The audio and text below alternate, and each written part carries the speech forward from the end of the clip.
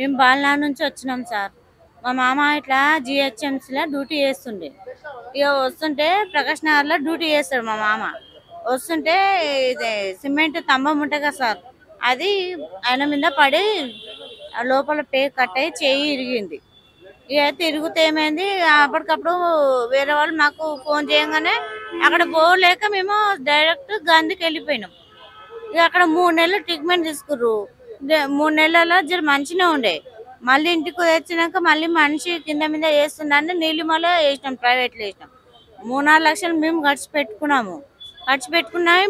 మాకు మంచి దక్కలేదు, మాకు ఈ జిహెచ్ఎంసీ నుంచి మాకు డ్యూటీ రాలేదు, ఏ సహాయం కూడా మాకు రాలేదు. మాకు రేవంత్ రెడ్డిని అడుగుతున్నాము, కోరుతున్నాము. మాకు మా డ్యూటీ, మా మామ డ్యూటీ వాళ్ళ కోడలుగా నాకు రావాల్సిందిగా నేను కోరుతున్నాను. ఇప్పటికే 5-6 సార్లు వచ్చిపోయినాం సార్. మేము ఇక్కడికి వచ్చిపోయినాం కానీ ఇక్కడ తీసుకుంటున్నారు, అక్కడ సికింద్రాబాద్ పంపిస్తున్నారు. అక్కడ అంటారు పిఎఫ్ నెంబరు ఎవరన్నా తెలిసిన వాళ్ళు ఉంటే తీసుకురామ్మా అంటారు. నేనైతే ఎప్పుడు పోలేదు.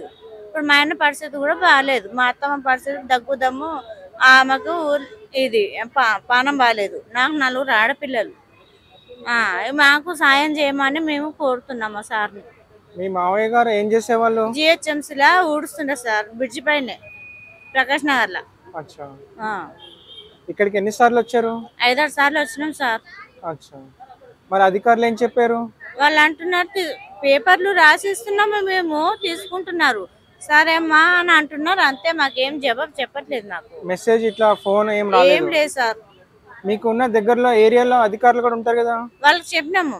చెప్తే ప్రజాభవన్ కి వెళ్ళమ్మా, పోయి కంప్లైంట్ ఇట్లా ఇస్తే వాళ్ళు చేస్తారు అని అన్నారు. వాళ్ళు ఈడికి వచ్చి మేము ఒక 5-6 సార్లు మేము తిరిగినాం.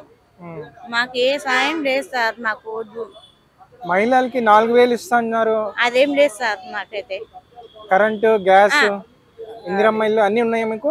మాకు లేదు సార్, ఇంకా రాలేదు. ఇందిరమ్మ ఇల్లు ఇంకా రాలేదు, అప్లై చేసినాం కానీ రాలేదు. 0 బిల్ అయితే వస్తుంది.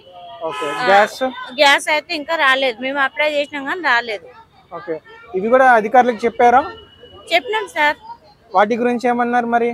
సరే అమ్మా, ఇంకా ఇల్లులు ఇంకా కాలేవు, అయినాక మేము చెప్తాం, మీ సేవలో మీరు చూసుకోండి అమ్మా అని అంటున్నారు. కానీ మేము అప్లై చేసినాము. సరే అమ్మా, థ్యాంక్ యూ అమ్మా.